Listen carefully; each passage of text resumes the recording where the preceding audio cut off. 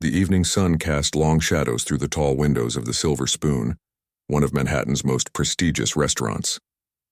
Maya Chen wiped her forehead with the back of her hand as she balanced 3 plates along her arm. 6 hours into her double shift, her feet ached in the sensible black shoes she'd bought secondhand.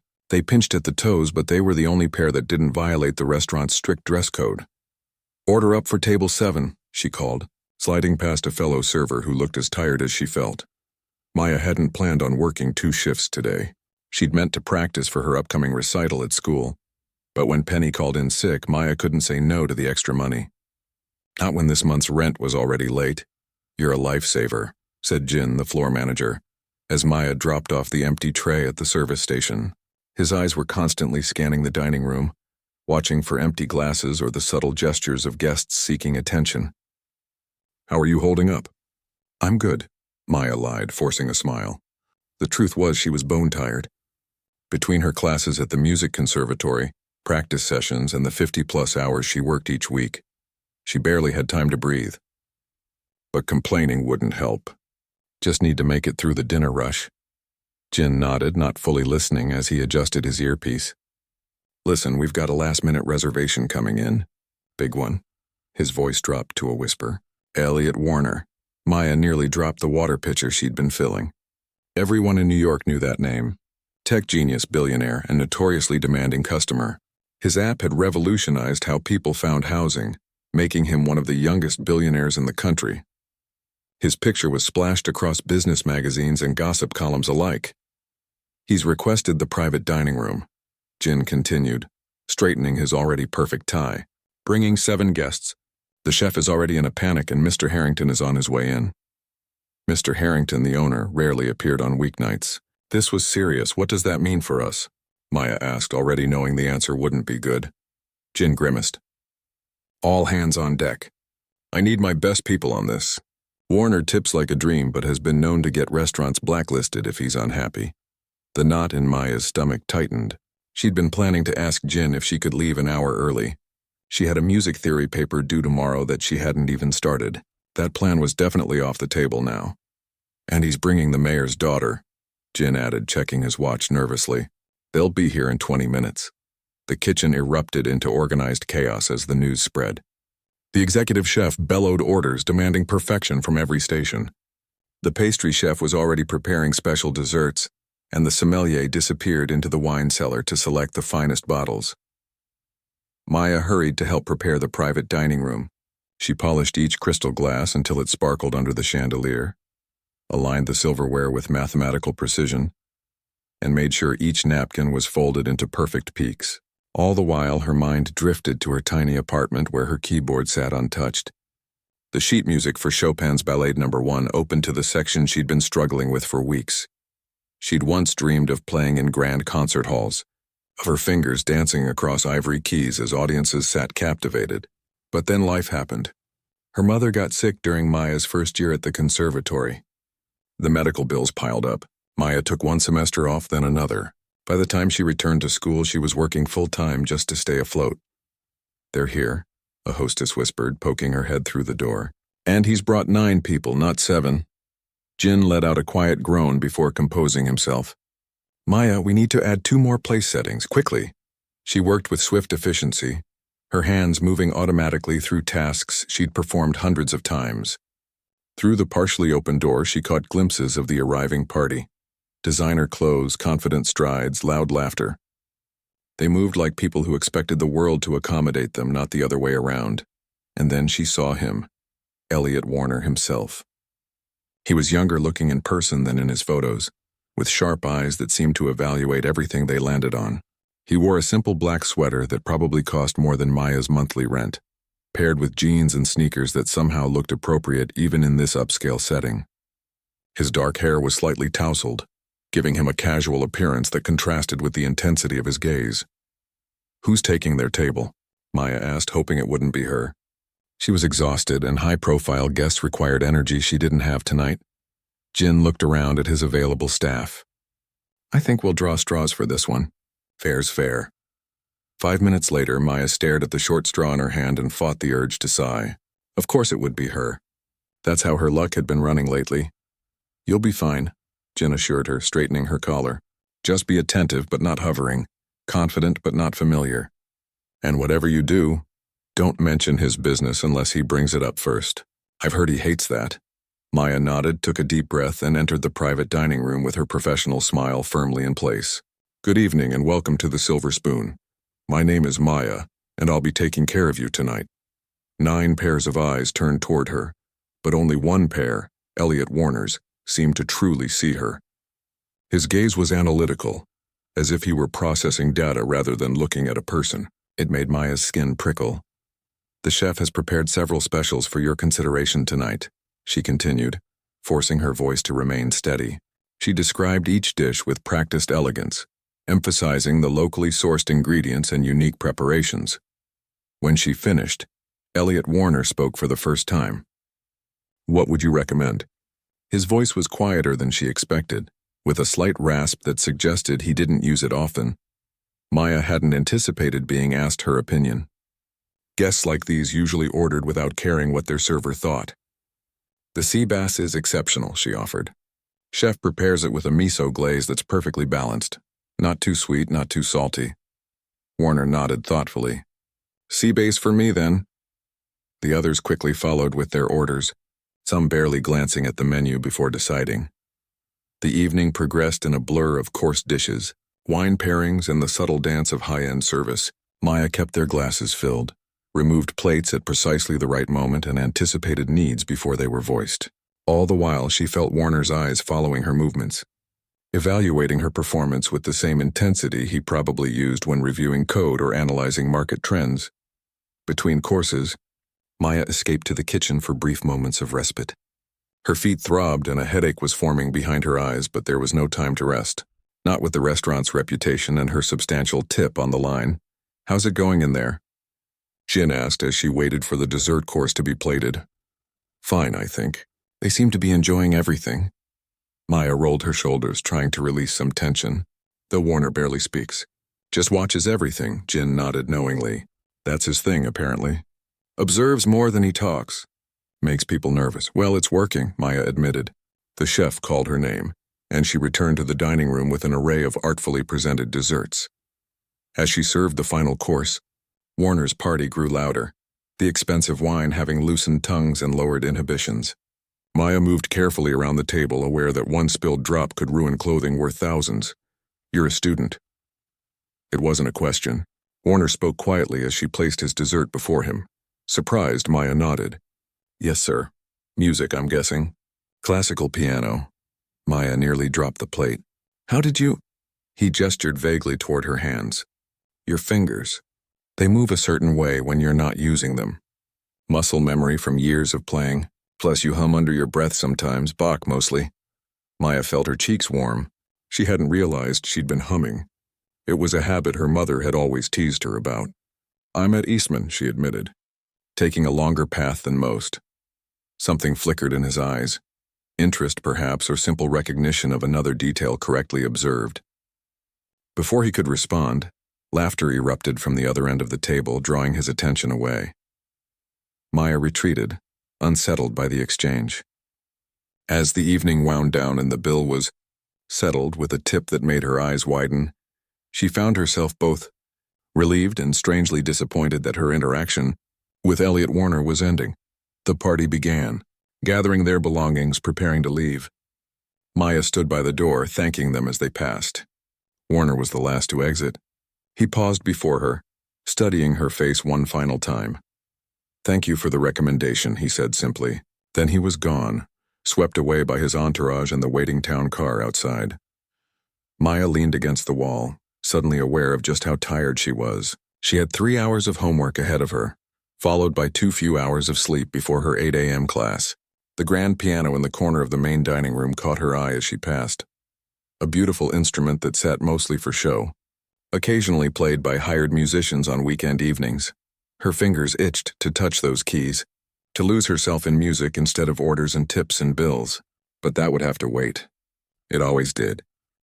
Little did Maya know that her brief encounter with Elliot Warner was far from over, and that the next time she saw him, her life would change in ways she couldn't imagine. 3 weeks passed since Elliot Warner's Visit to the Silver Spoon. Maya had almost forgotten about the strange encounter as she fell back into her relentless routine of classes, practice rooms, and double shifts. Almost but not quite. Something about the way he had seen through her, noticed the pianist's hands, heard her unconscious humming, had stayed with her. Thursday night brought a sudden spring thunderstorm. Rain pounded against the restaurant's windows, and the dining room was half empty. Most reservations had canceled rather than brave the weather. Maya was secretly relieved. She had an important recital coming up, and the slower night meant she might get home early enough to practice. "We're cutting staff," Jin announced during the pre-dinner meeting. "Penny and David, you can head out. Maya, you'll handle the main dining room solo. Lee's got the bar section. Hopefully this rain lets up, or we're in for a dead night." Maya nodded, already calculating how many hours of practice she could squeeze in if she got home by 9 instead of midnight. She'd been struggling with a particularly difficult passage in the Rachmaninoff piece her professor had assigned. Her fingers couldn't seem to stretch far enough for the chords, and her timing was always slightly off.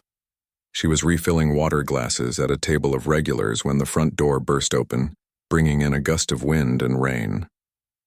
Jin rushed forward with towels, and Maya glanced over to see who would venture out on such a miserable evening. Her water pitcher nearly slipped from her grasp. Elliot Warner stood in the entrance, shaking rain from his coat. Behind him, a group of equally damp people crowded into the small lobby. Unlike last time, they weren't laughing or talking loudly. They looked tense, their faces drawn with what looked like disappointment or frustration. "Mr. Warner," Jin said, his professional smile firmly in place despite his obvious surprise. "We weren't expecting you tonight." "Last-minute decision," Warner replied, handing his wet coat to Jin. "The Kingsley downtown flooded. We needed somewhere to finish our dinner meeting." Maya busied herself with her tables, trying to ignore the flutter of nerves in her stomach. Why did seeing him again make her so uneasy? He was just another wealthy customer.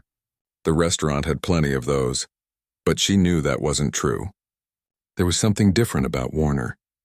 The way he looked at people, like he was reading lines of code instead of facial expressions. The stillness about him that contrasted sharply with his companion's restless energy. Jin appeared at her side. "They've requested the private room again. And—" He hesitated, looking uncomfortable. "Mr. Warner specifically asked for you to serve them." Maya blinked in surprise. "Me? But why?" Jin shrugged. "Who knows why the ultra-rich do anything, but this could be good for the restaurant. Word is they're discussing the funding for a major new tech hub in the city. If Warner associates the Silver Spoon with his business success—" He let the sentence hang, but the implication was clear. This could mean more high-profile guests, more prestige, more money for everyone. With a resigned nod, Maya followed Jin to the private dining room. Warner and his group, 7 people tonight, all in business attire, were already seated. Their conversation stopped abruptly when she entered. "Good evening," she said, slipping into her professional persona. "Welcome back to the Silver Spoon." Warner's eyes met hers, that same analytical gaze that had unsettled her before. "You remember me?" It wasn't a question, but Maya answered anyway. "Of course, Mr. Warner. What can I get for you and your guest tonight?" The dinner proceeded smoothly at first. The group was clearly continuing a conversation that had been interrupted, discussing investment strategies and market projections that Maya only half understood as she served their courses. Warner spoke little, mostly listening as a woman with steel-gray hair outlined potential risks of their project.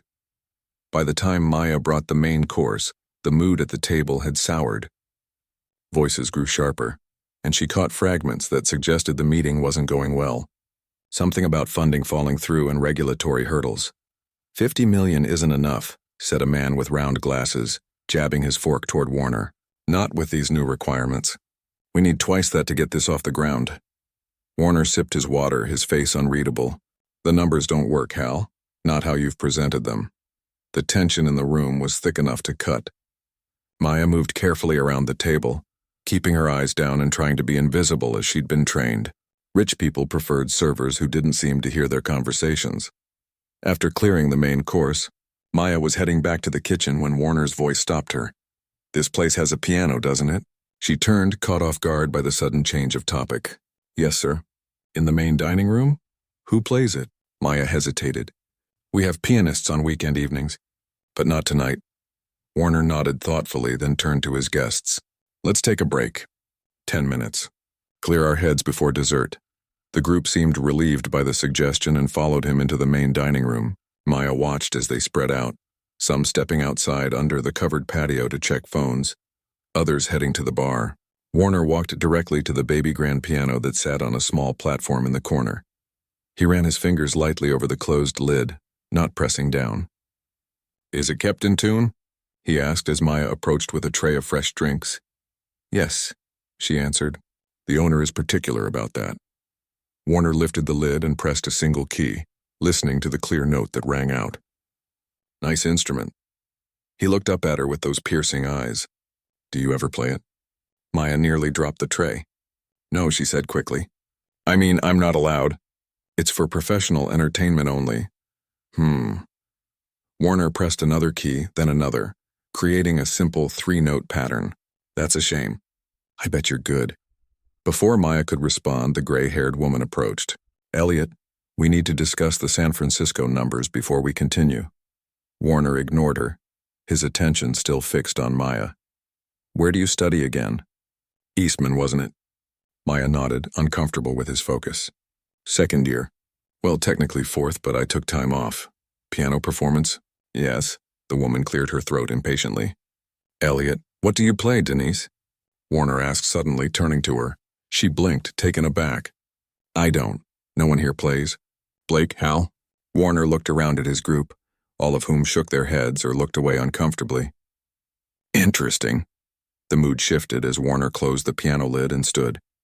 You know what I've noticed? When deals stall, it's rarely about the numbers. It's about trust, connection. He gestured around the nearly empty restaurant. We need something to change the energy in this room. Maya sensed what was coming even before he turned back to her.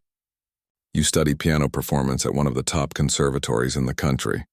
We have a perfectly good piano here. I think we should have some music while we consider our options. Her mouth went dry. Mr. Warner, I'm working. I can't. I'll double your tip from last time, he interrupted. Triple it if you're any good. Jin appeared at Maya's side, clearly having overheard. Is there a problem? He asked carefully. Warner smiled for the first time that evening, a slight upturn of his lips that didn't quite reach his eyes. No problem. I was just suggesting that Maya might entertain us with a bit of piano music. Break the tension. Jin looked from Warner to Maya, clearly torn. Keeping Warner happy was priority number 1, but asking a server to perform was highly unusual. I'm sorry, but our servers don't, Jin began. She studies at Eastman, Warner cut in.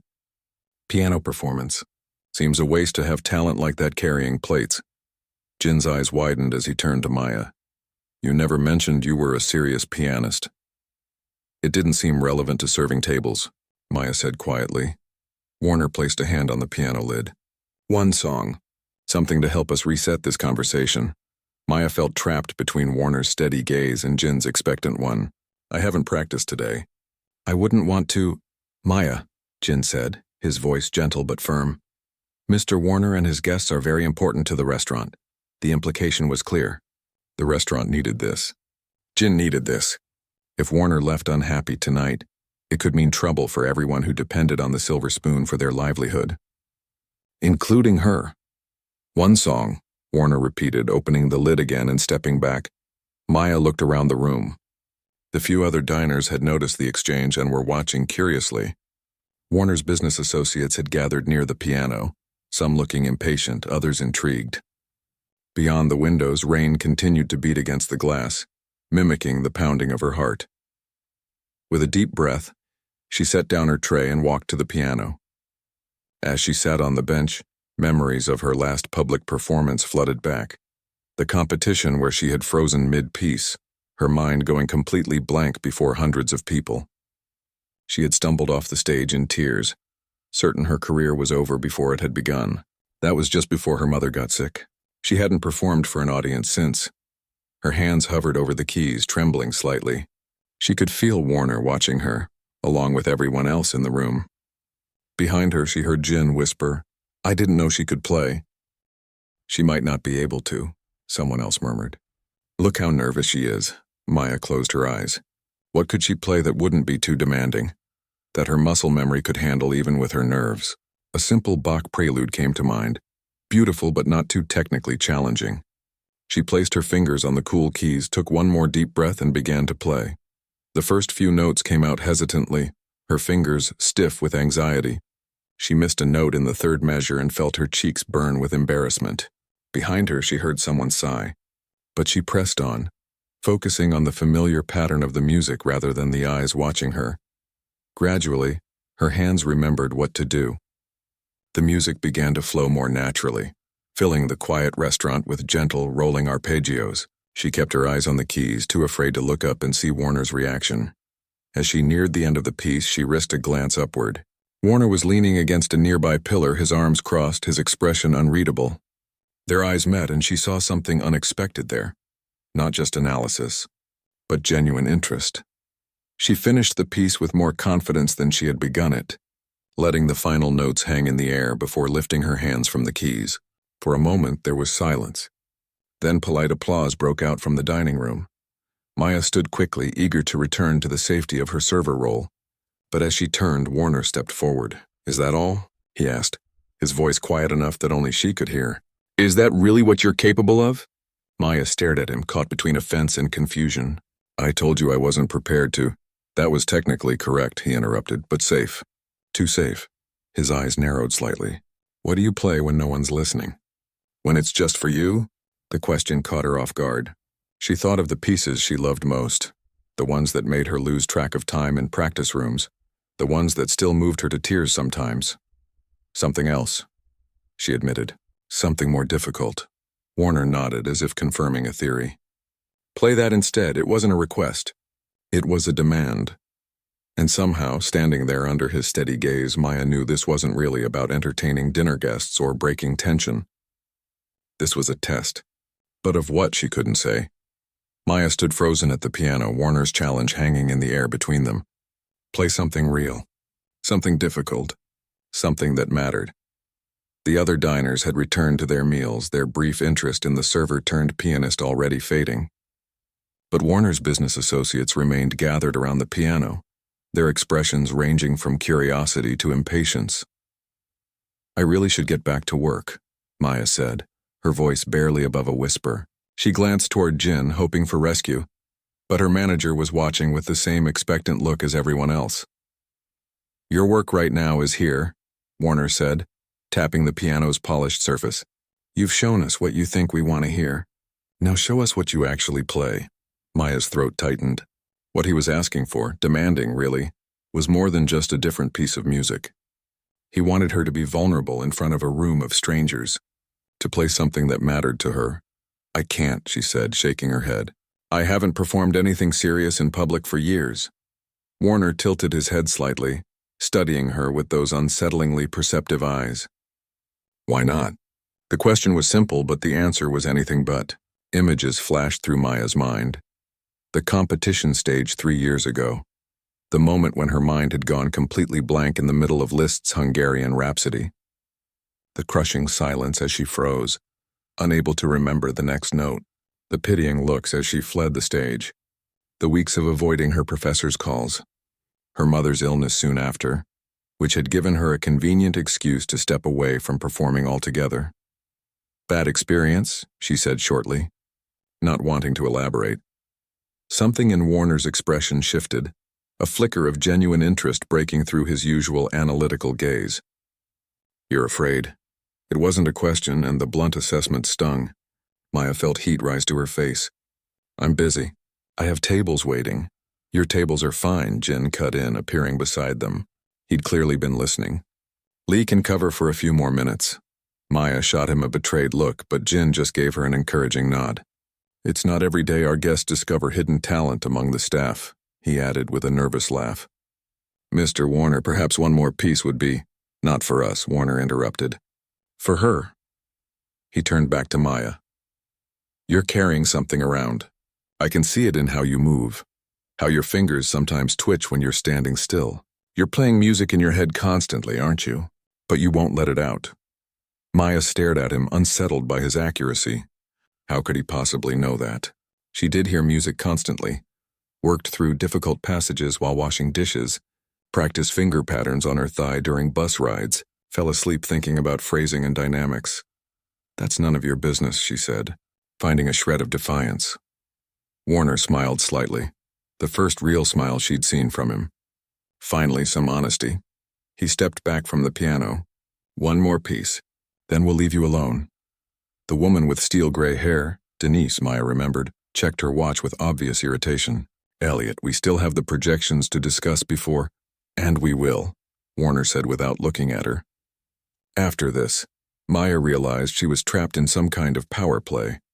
Whatever Warner's real reasons for insisting she play again, backing down now would only prolong the situation. Better to get it over with and return to the relative safety of carrying plates and taking orders. She sat back down at the piano bench, her heart hammering. What could she play that would satisfy him? Bach was too safe, Chopin too romantic, Liszt too triggering after her competition disaster. Her fingers hovered over the keys, trembling slightly. Then, without consciously deciding, she began to play. The piece wasn't classical. It wasn't anything that would impress her professors at Eastman. It was something she had written herself during those dark months after her mother's diagnosis. A melody that had come to her during long nights in hospital waiting rooms, refined during stolen moments between classes and shifts. She'd never played it for anyone, had never written it down. It existed only in her memory and her fingers. The opening was hesitant, simple chords that established a melancholy mood. But as she continued, the piece grew more complex. The left hand carried a steady heartbeat rhythm while the right wove a melody that spoke of loss and uncertainty, of fear, of trying to hold on to hope when everything was falling apart. Maya forgot about Warner and his associates, forgot about Jin in the restaurant. She was back in that hospital room watching her mother sleep, wondering how they would pay the mounting medical bills, whether she should drop out of school, whether anything would ever feel normal again. The music swelled beneath her fingers, growing more urgent. She'd never been able to express these feelings in words, had never known how to explain the tangle of love and terror and exhaustion. But her hands knew. They spoke for her, drawing emotion from wood and wire and ivory. As she approached the middle section, the piece shifted. A new theme emerged, tentative at first, then gaining strength. It wasn't quite hope, more like determination, the recognition that some things couldn't be changed, but you could choose how to face them. Maya's body swayed with the music, her earlier stiffness forgotten. This was why she had fallen in love with the piano as a child. This power to transform feeling into sound, to speak without words. The final section returned to the opening theme, but transformed. The same notes, but with a different quality. Acceptance, maybe. Or just the understanding that life continued, carrying both joy and pain together. As she played the final notes, letting them fade into silence, Maya realized her cheeks were wet. She quickly wiped away the tears, embarrassed to have revealed so much of herself. The room was utterly silent. Maya kept her eyes down, afraid to look up and see Warner's reaction. Had she made a fool of herself? Played too rawly, too emotionally for a business dinner? A hand touched her shoulder gently and she flinched. It was Denise, the stern-faced woman who had been so impatient earlier. Her expression had softened. "Did you compose that?" she asked quietly. Maya nodded, still not trusting her voice. "It's beautiful," Denise said. "I lost my sister to cancer last year. That piece, it captured exactly how it felt." She squeezed Maya's shoulder once, then stepped back, composing her features into their previous businesslike expression. Maya finally looked up. The other business associates were watching her with varying degrees of surprise and appreciation.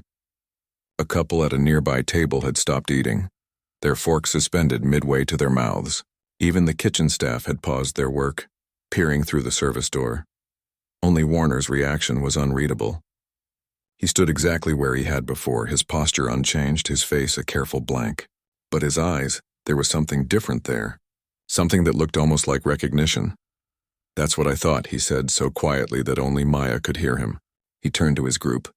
"Let's head back to the private room. We have decisions to make." As they filed away, Jin approached Maya, his expression a mix of astonishment and concern. "Are you okay?" he asked, noting her tear-streaked face. Maya nodded, feeling oddly lighter than she had in months. "I'm fine," she said, surprised to discover it was true. "Just need a minute." "Take 5, Jin said. He searched for the right word. I had no idea you could play like that. Why didn't you ever say anything? Maya gave a small shrug. It never came up. Well, it was incredible, really. Jin glanced toward the private room where Warner and his group had disappeared. You made quite an impression. Maya closed the piano lid carefully. I should get back to work. Right, yes, Jin said, still looking slightly dazed. Oh, and Maya? Mr. Warner asked that you continue serving them for dessert. Of course he did. Maya took a deep breath, straightened her uniform, and headed to the kitchen to collect the dessert trays. As she arranged delicate pastries on serving plates, she tried to process what had just happened. Why had Warner pushed her to play? What had he seen in her that made him so certain she was hiding something? And that look in his eyes afterward, what had it meant? The pastry chef nudged her. They're getting restless in the private room, he said. Better hurry. Maya nodded and lifted the heavy tray. As she approached the private dining room, she heard raised voices from inside. The business discussion had resumed, apparently with renewed intensity. She hesitated outside the door, reluctant to interrupt. Completely change our approach, a man was saying. The numbers haven't changed, another voice argued. No, but our perspective has. Warner's distinctive voice cut through. We've been looking at this all wrong. Maya knocked lightly on the door before pushing it open with her hip. The conversation stopped abruptly as she entered. Dessert, she announced, keeping her eyes down as she began distributing the plates. The tension in the room was different now, not the frustrated deadlock of earlier, but something more electric, the energy of people on the verge of a breakthrough. As she set Warner's dessert before him, a simple lemon tart, he looked up at her. That piece you played, he said. Does it have a name? Maya hesitated. She'd never needed to name it before. It had always just been the hospital piece in her mind. No, she admitted. It's just something I wrote. Warner nodded thoughtfully. Sometimes the most important things don't have names. He turned back to his associates. As I was saying, what Maya just showed us is exactly what our project has been missing. Maya nearly dropped the remaining dessert she was holding. I'm sorry? Authenticity, Warner said as if it were obvious. Raw human experience. Technology without humanity is just circuitry and code. What we felt listening to you play, that's what we need to capture. The others at the table were nodding, the earlier skepticism gone from their faces. I don't understand, Maya said. Warner looked at her directly, that unsettling gaze pinning her in place. You will, he said simply. Thank you for the dessert. That will be all for now. Dismissed, Maya backed out of the room, her mind reeling. Whatever had just happened, whatever shift she had inadvertently caused in Warner's business meeting, it felt significant. But she had tables to attend to, customers waiting for their checks, a job to finish before she could go home to her tiny apartment and try to make sense of this strange evening.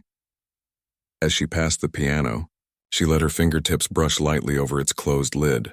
For the first time in 3 years, she found herself wondering what it would be like to play for an audience again, a real audience. Not just restaurant patrons caught by surprise. The thought both terrified and exhilarated her. Maya didn't see Elliot Warner again for 2 weeks. Life returned to its familiar rhythm. Classes, practice rooms, double shifts.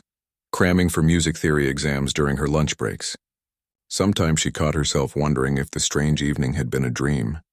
But then a coworker would mention that night with the billionaire. Or Jin would give her a curious glance when he thought she wasn't looking. And she'd remember that it had been very real. The piano in the restaurant's corner seemed to watch her as she moved between tables. Twice she found herself pausing beside it during slow moments, her fingers hovering just above the keys before she pulled away, returning to her duties. On a busy Friday evening, Maya was juggling 8 tables at once when the hostess appeared at her elbow. Phone call for you, she said, looking puzzled. At the front desk. Some assistant to Mr. Elliot Warner. Maya nearly dropped her tray of drinks. Why? The hostess shrugged. Wouldn't say. Just insisted on speaking with you. Heart pounding, Maya handed the tray to a passing busboy and hurried to the front desk. She picked up the receiver, conscious of the hostess pretending not to listen. This is Maya, she said cautiously. Miss Chen? The voice was crisp and professional.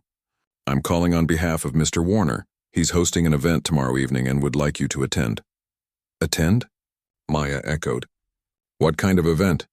A private gathering at his home. Approximately 50 guests. Mr. Warner would like you to be the featured performer. Maya's grip on the phone tightened. Performer? I'm not a performer. I'm a student. And a server. Mr. Warner was quite impressed with your playing. He's offering $5,000 for a 30-minute set. The amount made Maya's knees go weak. $5,000. That was 3 months' rent. Textbooks for next semester. Maybe even enough to finally replace her worn-out keyboard with a decent digital piano. There must be some mistake, she said weakly. I'm not a professional pianist. Mr. Warner is aware of your student status, the voice continued smoothly. He believes your playing has a quality that would resonate with his guests. The event is a fundraiser for arts education in underserved communities. Arts education. Her mind flashed to her own childhood. How lucky she'd been to have access to a piano at her school, a teacher who recognized her talent, parents who scraped together money for lessons despite their tight budget. Not all kids had those opportunities. I don't have anything prepared, she said, her resolve weakening. I don't even have repertoire for a 30-minute set. Mr. Warner specifically requested that you include the piece you composed, the one you played that night at the restaurant. He'll leave the rest of the program to your discretion. Maya thought of her original piece, raw, unpolished, deeply personal. The idea of playing it for a room of wealthy strangers made her stomach knot with anxiety. But $5,000, I need to think about it, she said finally. Of course, a car will be sent tomorrow at 6 if you decide to accept. The address is... I haven't said yes, Maya interrupted. A pause. Mr. Warner seemed confident you would accept. Of course he did. That certainty, that assumption that people would bend to his will, it was irritating and yet somehow not surprising. Warner had a way of seeing through people, identifying what would move them. I'll let you know, Maya said firmly, and hung up before the assistant could respond. As she returned to her tables, Maya's mind raced. She couldn't possibly accept. She wasn't ready to perform. Hadn't been on a real stage in years. The memory of her competition disaster still haunted her. The blank mind, the silent audience, the crushing shame. And yet, $5,000.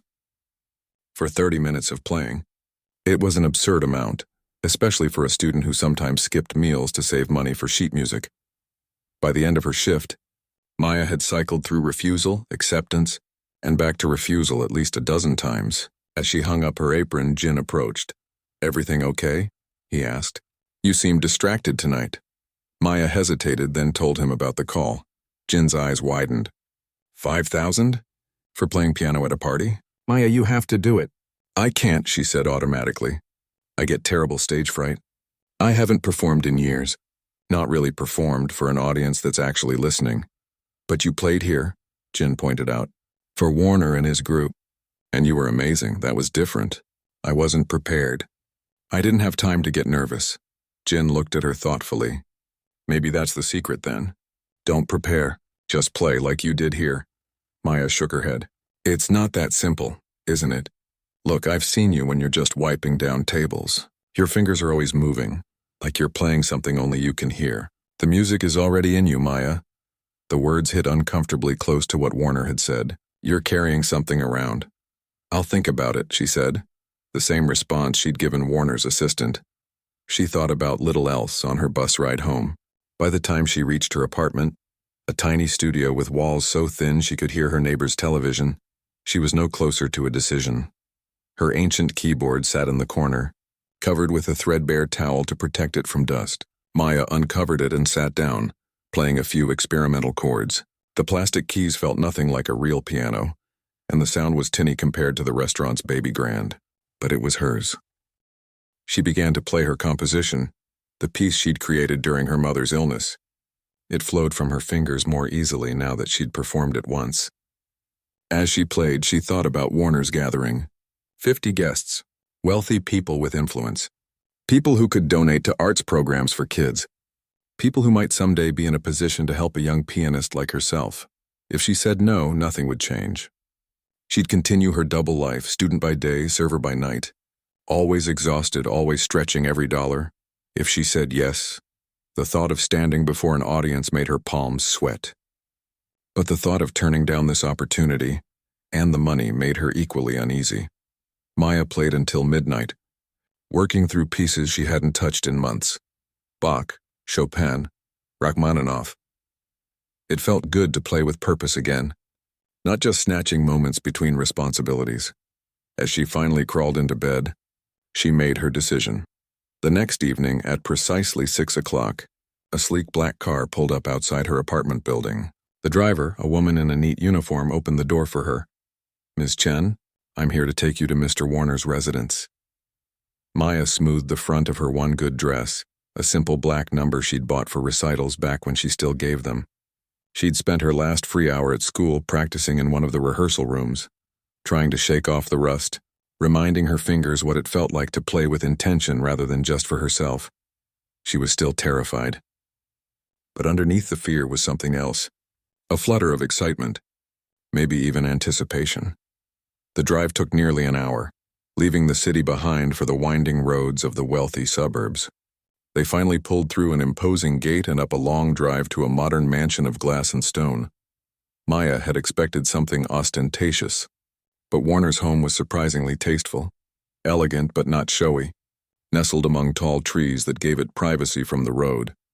A staff member met her at the entrance. "Ms. Chen, please come this way. Mr. Warner asked to speak with you before the guests arrive." She was led through a minimalist foyer and down a hallway lined with abstract paintings. The house had the feel of a gallery, clean lines, strategic lighting, spaces designed to showcase art rather than the owner's wealth. The staff member opened a door to reveal a spacious study. One wall was entirely glass, looking out over a landscaped garden illuminated by subtle outdoor lighting. In the center of the room stood a magnificent grand piano, a Steinway, she realized, with a catch in her throat. The kind of instrument she dreamed of playing someday. Elliot Warner stood by the window, looking out at the garden. He turned as she entered, those analytical eyes taking her in. "You came," he said simply. Maya lifted her chin slightly. "Your assistant was very persuasive. And the cause is a good one," Warner nodded. "Arts education, yes." He gestured to the piano. "Would you like to try it? Get a feel for the instrument before the guests arrive?" Maya approached the Steinway almost reverently. She ran her fingers lightly over the keys, then sat and played a brief scale. The action was perfect, the tone rich and resonant. "It's beautiful," she said softly. "It was my mother's," Warner replied, surprising her. It was the first personal detail he'd ever shared. "She was a concert pianist before she had me. Toured Europe, played with major orchestras." Maya looked up at him with new understanding. "Is that how you knew? About my hands, my humming?" A slight smile. "I grew up watching her practice. The way she moved, how she was always tapping out rhythms on tabletops, humming phrases under her breath. When I saw you at the restaurant, it was familiar. Something clicked into place for Maya. That's why you made me play that night. You recognized another pianist." Warner moved closer to the piano. "I recognized someone who was hiding their talent. My mother stopped performing after I was born. Said she wanted to focus on family. But I could see how much she missed it. The way she'd look at the piano when she thought no one was watching, like it was something she'd lost." He trailed his fingers along the piano's edge, not meeting Maya's eyes. "She never played publicly again. I always wondered what that cost her. What music the world missed because she put her gift aside." Maya sat very still, absorbing this unexpected glimpse into Warner's motivation. He wasn't just a demanding billionaire used to getting his way. He was the son of a pianist who'd given up her career, who perhaps saw in Maya an echo of his mother's unfulfilled potential. "I'm not hiding my talent," she said carefully. "I'm still studying, still learning, but not performing," he countered. "Not sharing what you can do." "I had a bad experience," she admitted. "A competition where I froze on stage. Couldn't remember the notes, couldn't move my fingers. It was humiliating." Warner considered this. "And you've let that one moment define you ever since." Put that way, it did sound ridiculous. One failure in a lifetime of playing, but the fear it had created was real enough. "The guests will be arriving soon," Warner said, changing the subject. "The performance space is in the main hall. There's a reception area where people will gather first for drinks. You'll be introduced at 8. Will that give you enough time to prepare?" Maya nodded, still processing their conversation. "Mr. Warner, why did you really ask me here tonight? There must be dozens of professional pianists you could have hired." He looked at her directly, his gaze as penetrating as ever. "Because when you played your composition that night, it was the first piece of music that's moved me since my mother died. I wanted to hear it again, and I thought others should hear it too." The simple honesty of his answer left Maya speechless. Warner checked his watch. "I need to greet the early arrivals. Feel free to use this room to warm up. Someone will come for you when it's time." He left her alone with the magnificent piano, the weight of his expectations, and the opportunity he'd created for her. Maya flexed her fingers, took a deep breath, and began to play. Through the partially open door of the study, Maya could hear the growing hum of voices as guests arrived. The muffled sounds of laughter, greetings, and clinking glasses created a background buzz that made her heart beat faster. Real people. A real audience. Here to listen to her play. She'd spent the past hour familiarizing herself with the Steinway, marveling at its responsiveness, the way it seemed to anticipate her intentions. It was like driving a luxury car after years of pushing a rusty bicycle. The piano made everything easier, bringing out nuances in her playing she hadn't known she was capable of. Now, as 8 o'clock approached, she paced the study, trying to calm her nerves. The program she'd decided on was simple. A Bach prelude to start, clear and mathematical to steady her hands. Then the Chopin nocturne her professor had assigned last semester, which she knew well enough to play even with shaky fingers. Finally, her own composition, the piece Warner had specifically requested. A light tap on the door interrupted her thoughts. The same staff member who had greeted her stood in the doorway. "Ms. Chen, it's time." Maya took a deep breath, smoothed her dress, and followed him through the house. They passed groups of well-dressed guests who glanced at her curiously, perhaps wondering who this unfamiliar young woman might be. Maya kept her eyes forward, trying to project a confidence she didn't feel. The main hall was larger than she'd expected, a soaring space with high ceilings and one glass wall overlooking the garden. About 50 people stood in small clusters, sipping wine and chatting. At one end of the room stood another Steinway Grand, positioned so that the garden would be visible behind the pianist. Warner stood near the piano, deep in conversation with an older woman in an elegant blue dress. He looked up as Maya approached, his expression as unreadable as ever. He excused himself from his conversation and walked over to meet her. "Are you ready?" he asked quietly. Maya gave a small nod, not trusting her voice. Warner studied her face for a moment, then surprised her by placing a reassuring hand on her shoulder. "Remember what you played at the restaurant? That's all I'm asking for. Just that kind of honesty." Before she could respond, he turned and moved to the center of the room. The conversations gradually quieted as people noticed him waiting to speak. "Thank you all for coming tonight," Warner began, his voice carrying easily through the space. "As you know, we're here to support arts education in communities where music and art programs have been cut from schools. Your generosity will help provide instruments, instruction, and opportunities for young people who might otherwise never discover their talents." A murmur of approval rippled through the crowd. "I believe that art, particularly music, is not a luxury or an extra," Warner continued. "It's essential. It connects us to our humanity. It helps us understand each other in ways words cannot." His eyes found Maya's across the room. "Tonight we have a special performer. Maya Chen is currently a piano performance student at Eastman School of Music.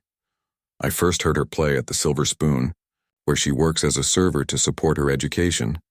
Maya felt her cheeks flush as heads turned in her direction. She hadn't expected Warner to mention her job. "What struck me about Ms. Chen's playing was its raw emotional authenticity," Warner said. "In a world where we're surrounded by carefully curated social media personas and polished public images, her music cut through all of that. It was real. And that's what we're trying to preserve with our initiative, the opportunity for young people to express themselves authentically through art." He gestured toward the piano. "Please welcome Maya Chen." The applause felt deafening as Maya walked to the piano. Her legs felt wooden, her mouth dry. She sat down, adjusted the bench, and placed her hands in her lap for a moment, gathering herself. The faces watching her blurred into a sea of expectation. She could pick out Warner standing at the back of the room, his posture attentive but relaxed, waiting. Maya turned to the keys and began the Bach prelude. The familiar pattern steadied her, each note following the next with mathematical certainty. She focused on the music rather than the audience, letting her fingers find their way through the well-worn path of the piece. When she finished the Bach, a wave of applause washed over her. It gave her a moment to breathe, to center herself before beginning the Chopin. This piece was more expressive, requiring a lighter touch and greater emotional range. As she played, Maya gradually felt herself relaxing into the music. The piano responded beautifully to every nuance, making it easy to lose herself in the flowing melody. The applause after the Chopin was warmer, more enthusiastic. Maya could sense the audience leaning in, connecting with her playing. The nervousness that had gripped her earlier began to fade, replaced by a growing confidence. Now came the moment she'd been both dreading and anticipating, her own composition. The piece that had flowed from her fingers during those dark days at the hospital. The music that had somehow moved Elliot Warner enough to bring her here. She took a deep breath and began to play. The opening chords were hesitant, questioning, just as they had been at the restaurant. But this time on this magnificent instrument, they resonated with a clarity and depth that her keyboard at home could never produce. As the piece unfolded, Maya found herself adding flourishes that hadn't been there before, expanding sections that had felt rushed, drawing out emotional moments that deserved more space. The music was evolving under her hands, becoming fuller, more complete. She thought of her mother as she played, not of her illness, but of her strength. How she had faced every treatment with quiet courage. How she had insisted Maya return to school even when Maya had wanted to drop out to care for her. "Your music matters," her mother had said from her hospital bed. "Don't put it aside for me." The middle section of the piece swelled with a new confidence. No longer just determination, but actual hope. The Steinway sang under her fingers, its rich bass notes providing a foundation for delicate melodies in the upper register. As Maya approached the final section, she felt a strange sense of peace wash over her. The fear that had haunted her since the competition disaster, the fear of being vulnerable before an audience, seemed to dissolve with each note. This was why she had fallen in love with the piano in the first place. This connection, this ability to speak directly to hearts without saying a word. The final notes hung in the air, fading slowly into a silence so complete that Maya could hear her own breathing. For a terrible moment she thought she had failed, that her personal composition had meant nothing to these sophisticated listeners. Then the applause began, tentative at first, then building into something thunderous. Maya stood slightly dazed and turned to face the audience. What she saw stunned her. People were wiping away tears. Some were nodding to her with expressions of deep appreciation. An older man in the front row mouthed "thank you" as he applauded. Warner appeared at her side, offering his hand to help her step down from the piano platform. "That," he said quietly, "is exactly what I was talking about." The rest of the evening passed in a blur. People approached to congratulate her, to ask about her studies, to share how her music had affected them. A woman who introduced herself as the director of a prestigious summer music festival handed Maya her card. "Call me," she said. "We have a scholarship program for promising pianists." Later, as the crowd began to thin, Warner found her again. "Come with me," he said, leading her back to his study. From his desk, he retrieved an envelope and handed it to her. Inside was a check for $5,000, the agreed-upon payment. But there was something else, a letter on heavy cream stationery. "What's this?" Maya asked. "Read it," Warner said simply. The letter was from the Warner Foundation, informing her that she had been awarded a full scholarship to complete her studies at Eastman, along with a living stipend that would allow her to reduce her working hours and focus on her music. Maya looked up, stunned. "I don't understand. Why would you do this?" Warner leaned against his desk, his usually analytical expression softened. "Because talent like yours shouldn't be hampered by financial concerns. Because the world deserves to hear what you can do." "But you barely know me," Maya protested. "You've heard me play, what, 3 times? "Sometimes that's enough." Warner's gaze was steady. "My mother had a saying, music doesn't reveal who the pianist wants to be. It reveals who they already are. What I heard in your playing tells me everything I need to know." Maya looked down at the letter again, trying to absorb what this meant. No more double shifts. No more choosing between textbooks and groceries. Time to practice, to compose, to truly develop as an artist. "There's one condition," Warner added. Of course there was. Maya braced herself. "What is it?" The foundation sponsors a concert series for emerging artists. I'd like you to perform. A full recital including your own compositions. Maya felt a flutter of panic at the thought. A full recital. A real stage. But then she remembered how it had felt tonight, connecting with the audience, letting her music speak for her. The fear was still there, but it no longer seemed insurmountable. When? She asked. 3 months from now. Enough time to prepare properly, but not so long that you can talk yourself out of it. There was a hint of humor in his voice. He understood her too well already. Maya took a deep breath. Okay, yes, thank you. Warner nodded, satisfied. My assistant will be in touch with the details. He hesitated, then added, and Maya, that piece you played tonight, it does need a name. For the program. Maya thought for a moment, remembering why she had written it, what it had meant to her during those difficult days, what it meant to her now. Continuing, she said finally. I'll call it Continuing. Warner's lips curved in a rare, genuine smile. Perfect.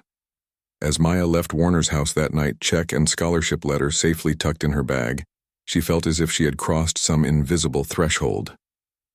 The path ahead still contained challenges. The recital, completing her degree, finding her place in the competitive world of classical music. But for the first time in years, she was moving forward without the weight of financial worry, without the paralysis of past failure. In the car driving back to the city, Maya looked out at the darkness and thought about the strange sequence of events that had led her here, a billionaire noticing her hands as she served dinner, a rainy night and a flooded restaurant, a moment of courage at a piano she'd never expected to play. Life was unpredictable that way. You never knew which seemingly small moment might change everything, which note might be the beginning of a new melody. When she got home, the first thing Maya did was uncover her keyboard. It seemed shabby and limited after the magnificent Steinway, but it was where her journey had begun and continued through all the difficult times. She placed her fingers on the keys and began to play, not practicing, not performing, just playing for the pure joy of it. For the first time in years, she played without fear.